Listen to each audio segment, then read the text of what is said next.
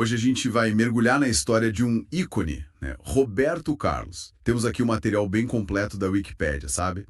Desde o comecinho até ele virar o rei. A ideia é assim, pegar os pontos mais importantes, entender como ele mudou tanto e por quê. Bom, porque ele vendeu mais de 120 milhões de discos. É muita coisa. Então, vamos lá. A história começa em Cachoeiro de Itapemirim, no Espírito Santo. Ele era o Zunga e, desde cedo, né, já mostrava talento para a música. A mãe dele, a dona Laura, incentivou muito. Teve aquele acidente, né, aos 6 anos. Bem marcante. Ele perdeu parte da perna. Ele mesmo diz que isso tipo aproximou ele da religião. E aí, com 9 anos, cantou na Rádio Cachoeiro. Pronto, decidiu ali. Queria ser cantor. É interessante isso, né? Porque ele decidiu cedo, mas olha, o começo no Rio de Janeiro foi bem árduo. Muito difícil mesmo. Ele tentou as rádios, sabe? Bateu na porta, mas nada. Aí ele foi pro rock and roll, formou os The Sputniks. E olha só, com o Tim Maia. Imagina! Tim Maia? Que dupla, hein? Pois é. Chegaram a chamar ele de Elvis Presley brasileiro. Mas assim, o sucesso mesmo não vinha. Ele tentou até bossa nova depois, inspirado pelo João Gilberto. Gravou um compacto e um LP, Louco por Você, em 61. Ah, esse disco. Esse não deu certo, foi um fracasso. Crítica caiu matando, vendas baixas, a gravadora rescindiu o contrato. Foi uma fase de porta na cara, sabe? Muita recusa. Caramba! E como é que veio a virada depois de tanto não? O que aconteceu para engrenar? Foi só trocar de gravadora? Olha, a mudança para a CBS, que hoje é a Sony, foi super importante sim. Mas não foi só isso não, foi uma combinação, sabe? Ele abraçou o rock de vez e, o ponto-chave, encontrou o parceiro perfeito. Erasmo Carlos. Ah, o Erasmo, a dupla dinâmica. Exato. Aí a coisa funcionou, lançaram a versão de Splash Splash, a primeira parceria deles mesmo, Parei na Contramão, começou a tocar e o álbum É Proibido Fumar, de 64, aí sim consolidou essa fase rock dele. E chegamos na Jovem Guarda, o programa na Record, né? 1965, ele, Erasmo e a Vanderleia. Começou pequeno, mas... Pequeno. Começou tímido, mas explodiu de um jeito.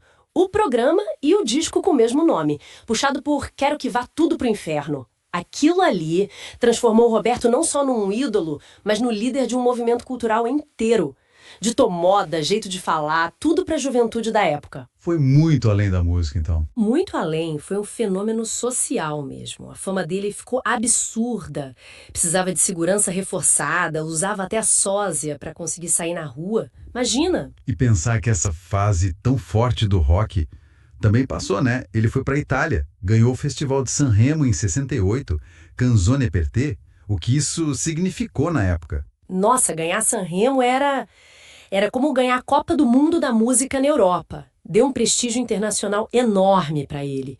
E marcou outra mudança. Ele foi saindo aos poucos do iê, iê, iê, né? Começou a experimentar com soul, com funk. O disco O Inimitável, também de 68, já mostra isso. O Inimitável, eu lembro desse. E aí, nos anos 70, ele se firma de vez como o grande cantor romântico do Brasil. Foi uma sacada genial, porque o público dele também estava amadurecendo, né? Ele acompanhou essa mudança. E foi aí que ele virou o rei de vez. Certo, o Chacrinha deu o título antes, mas... Isso, o Chacrinha coroou ele rei da juventude lá em 66, na Jovem Guarda. Mas o título de rei mesmo colou nessa fase romântica. É a época dos discos anuais, sempre perto do Natal, vendas milionárias todo ano e os especiais da Globo, né? Uma tradição desde 74. Os especiais de fim de ano. Exato. Mas essa imagem de rei também veio com um controle muito, muito forte sobre a própria história dele. Aí entram as polêmicas. Tipo, a biografia não autorizada, né? Roberto Carlos em detalhes. Ele tirou das lojas na justiça. Sim, esse caso da biografia mostra bem essa necessidade de controlar a narrativa. E teve a questão do toque, né? O transtorno obsessivo-compulsivo, que ele mesmo falou abertamente sobre. Ele admitiu, é verdade. Isso teve impacto. Ele evitava certas cores, deixou de cantar músicas por superstição. Quero que Vá Tudo pro Inferno ficou anos fora do repertório. Sério? Essa música? Sim, mas depois ele voltou a cantar, o que indica que o tratamento ajudou.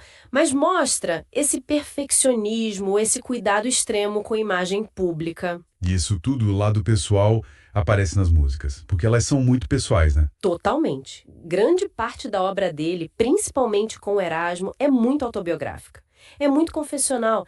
Ele fala do acidente em Traumas, homenageia a mãe em Lady Laura, o pai, meu querido, meu velho, meu amigo, e os amores, claro. Como é grande o meu amor por você, é pra sempre.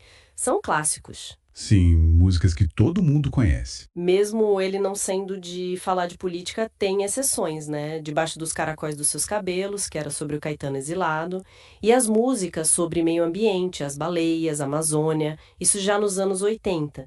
Então, resumindo essa jornada toda, a gente vê as dificuldades lá no início, a busca por um estilo, aí a explosão na Jovem Guarda, depois a reinvenção como cantor romântico, vendas absurdas, sucesso internacional e, junto com tudo isso, uma figura pública complexa que controla muito a própria imagem. Fica a pergunta, né, para quem tá ouvindo a gente pensar. O que explica essa capacidade do Roberto Carlos de continuar relevante por tanto tempo, atravessando estilos, gerações e mantendo essa ligação tão forte com o público? Será que são os temas universais, as melodias, ou talvez essa aura de mistério que ele construiu? Fica aí pra gente refletir sobre como um ícone se constrói e permanece.